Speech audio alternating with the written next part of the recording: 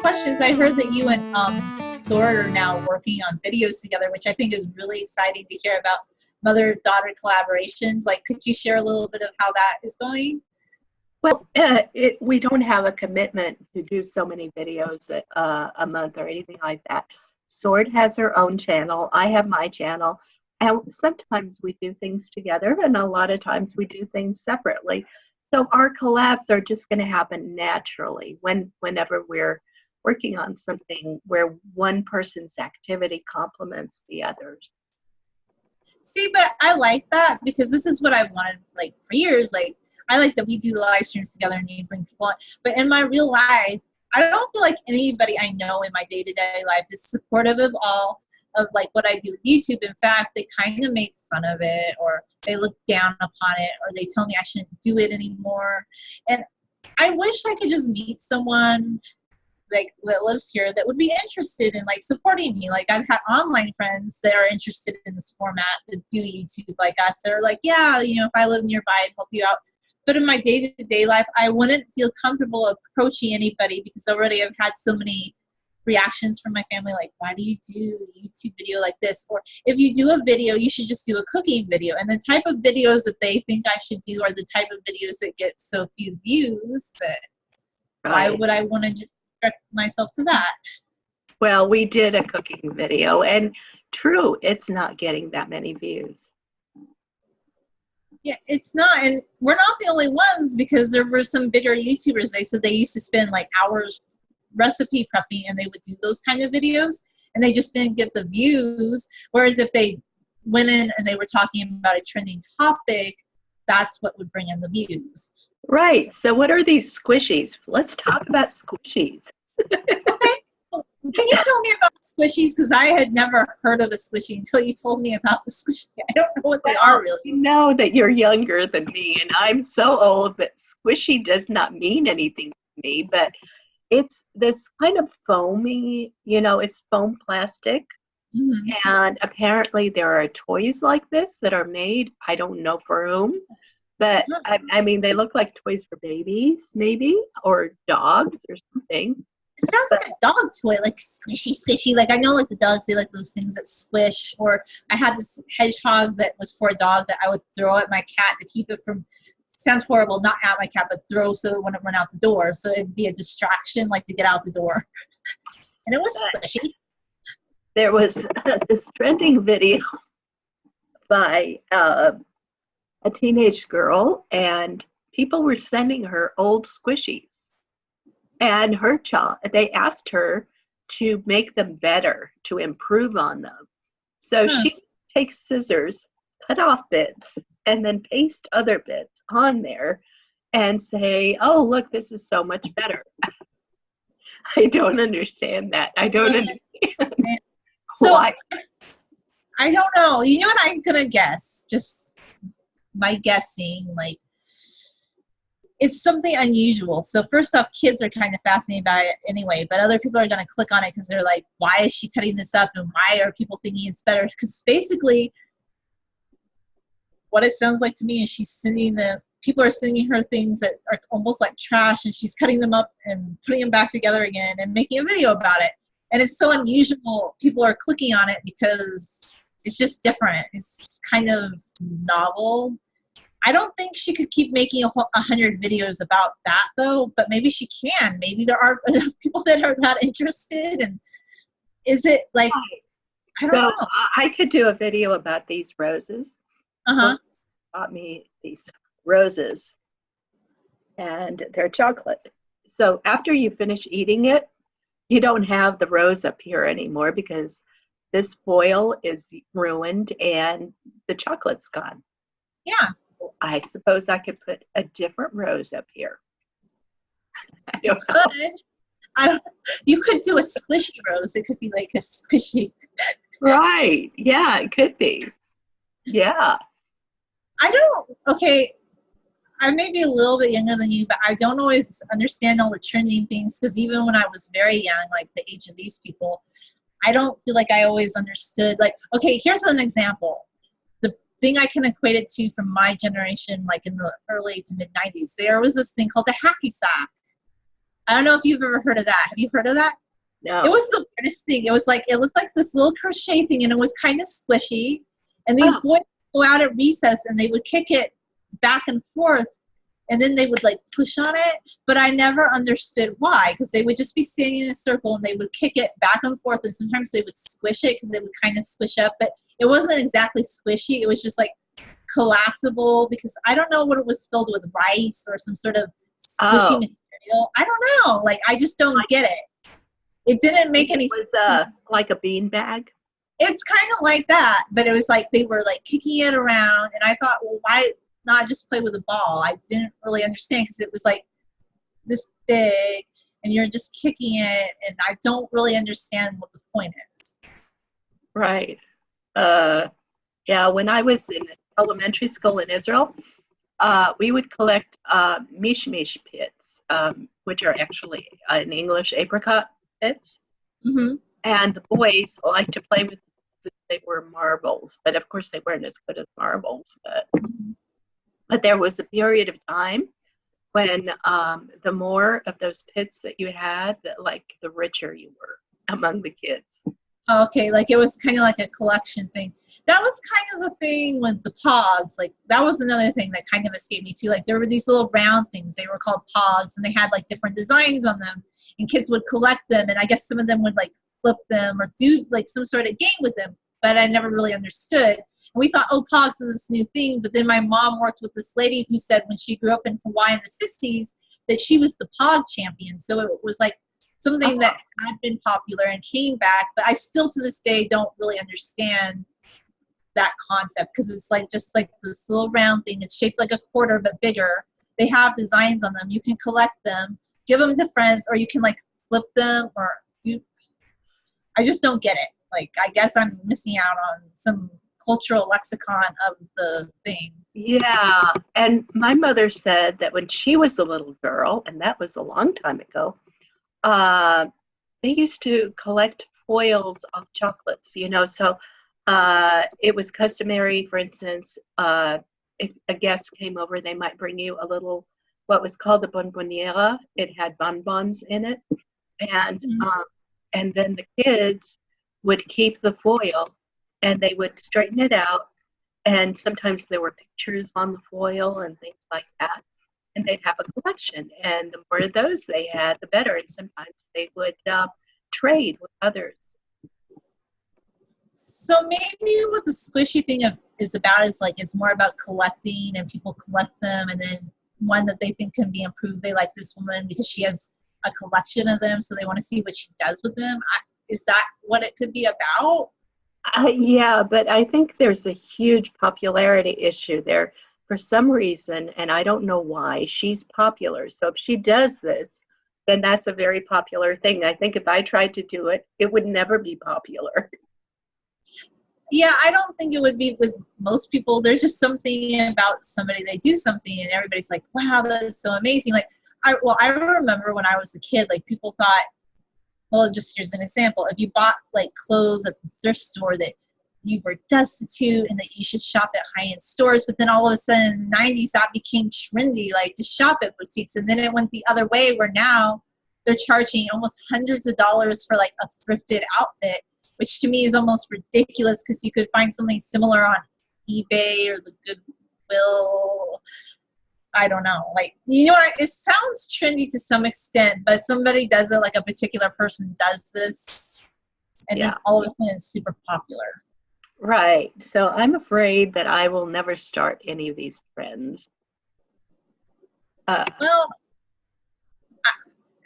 you never know. I mean, but then again, a lot of the trendy things are with much younger people, and I don't know. Are there like people in their middle age? Like, I've never seen anybody my age that really starts a trend, or even, and I don't know, like, do. oh, I don't know, because really, if you talk about fashion, the fashion gurus are usually older people.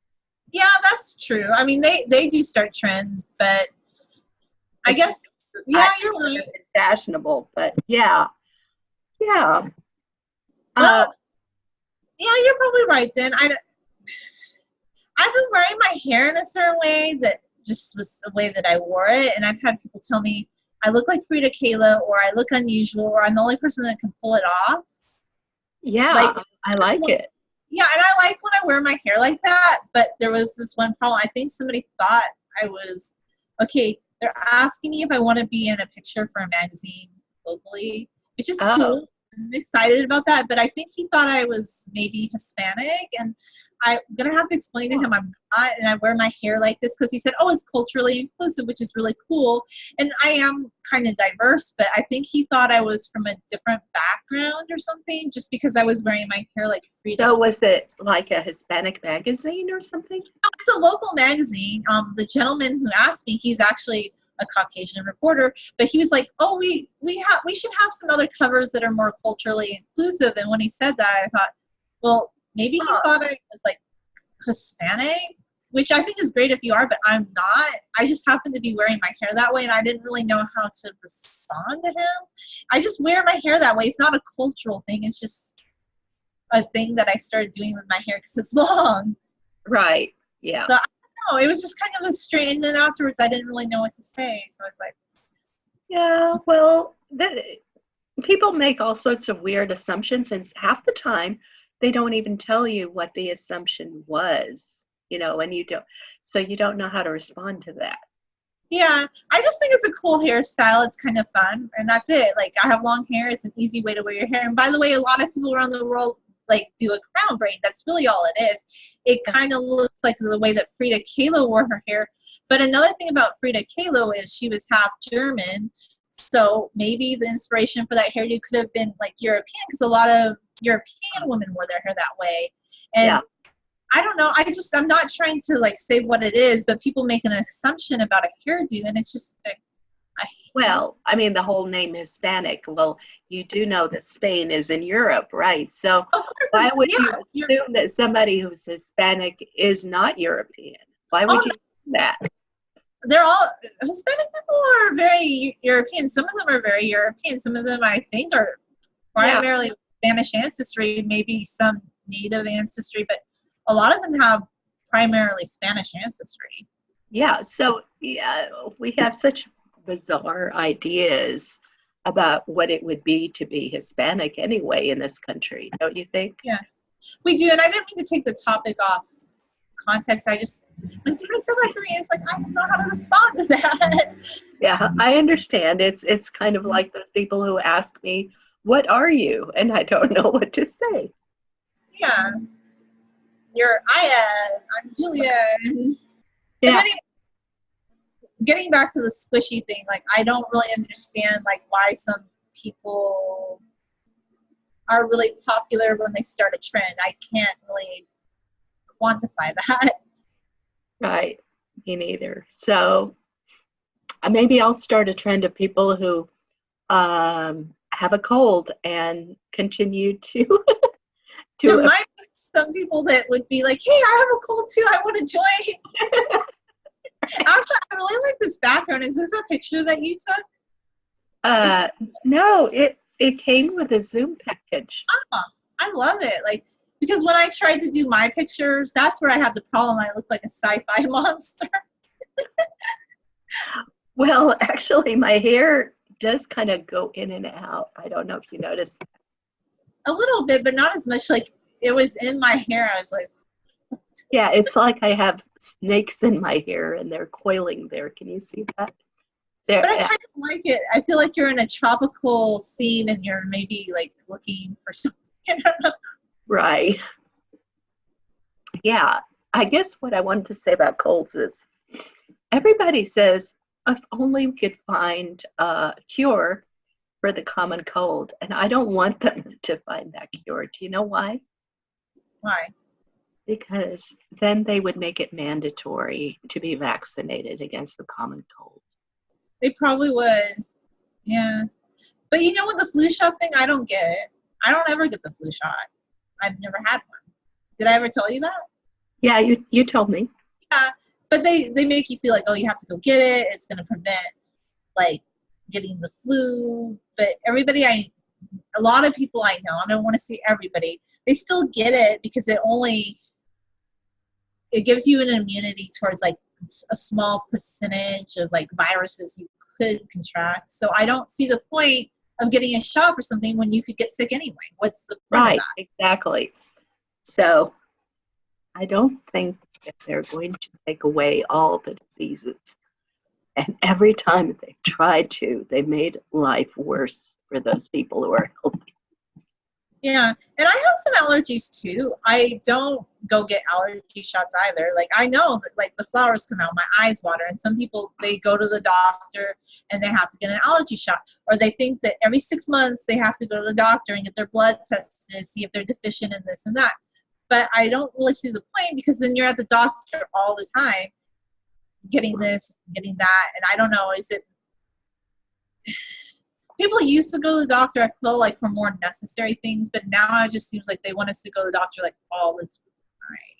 Yeah. But and it's let's be honest, they push different pills and medicines, and I don't want them to invent a mandatory thing for the common cold. That's not right. Why?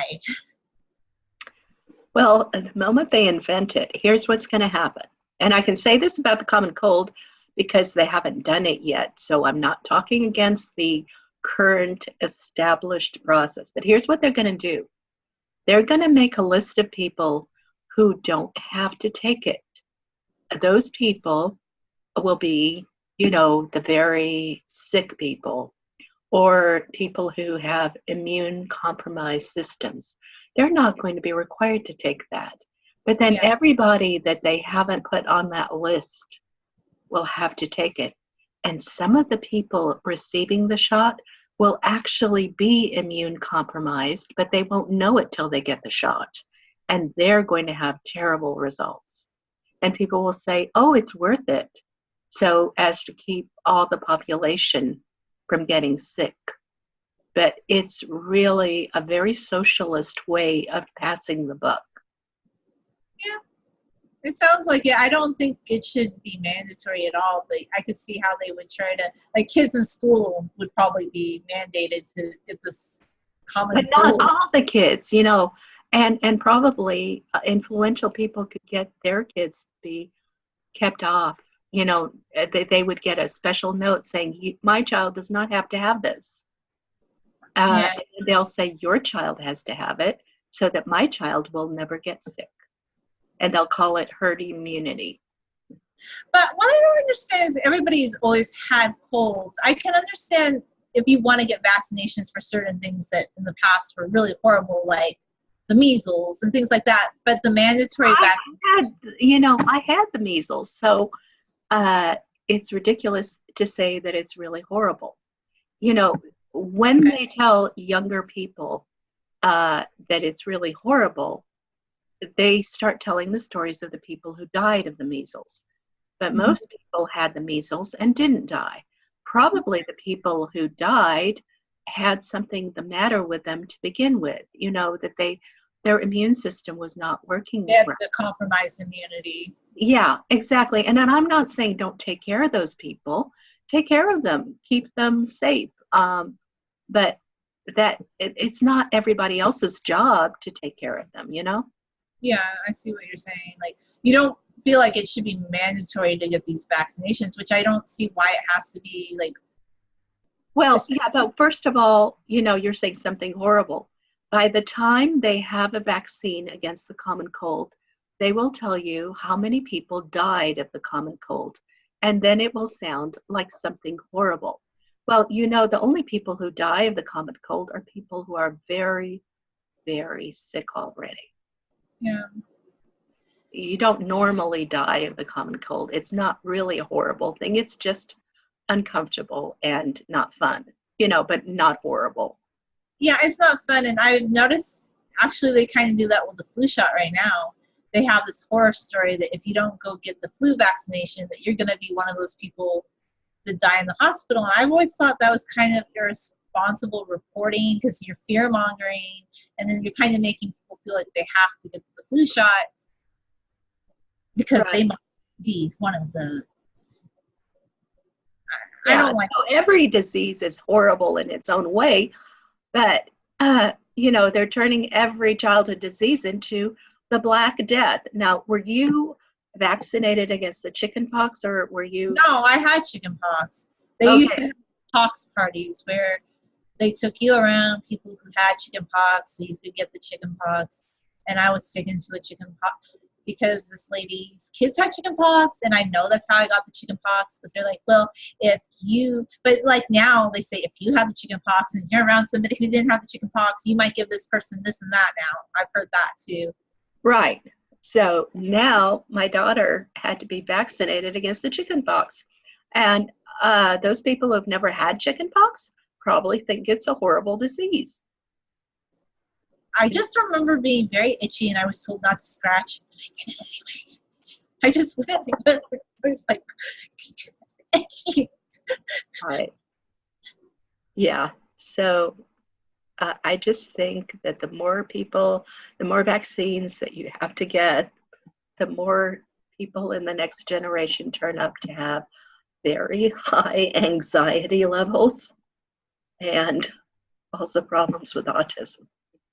That's another thing too, like they kind of downplay that now, but there are ingredients in a lot of these vaccines that are questionable, but now nobody's allowed to question that because they have this panel of doctors that will go on a comedy show and tell everybody that, well, they better vaccinate their kids. And Yeah. honestly, I just don't think it should be mandatory, but it seems like some people will get out of that anyway. They won't have to do the vaccine, but then the average person's kid will be mandated to get the vaccine if they want to attend school. Right. And then if something happens to them, they'll be told that they're genetically inferior and that's why it happened. I don't think that's right. It's unfortunate that it's going that way. Yeah. Yeah. Because really, anytime something happens to those kids, their parents are told, you probably had the genetics for that. But, you know, we have an epidemic of autism. And if you go back in time, you know that the ancestors of those children did not have autism. So yeah, I don't think that they always did, but my only other question about the autism is I do think it's probably increased for sure, but are there just parameters for being able to detect autism more now that were around like 100 years ago? That's we didn't have that name. We had other names for mental disabilities such as retardation, which we're not using now. Oh, hold on a moment. Okay, yeah.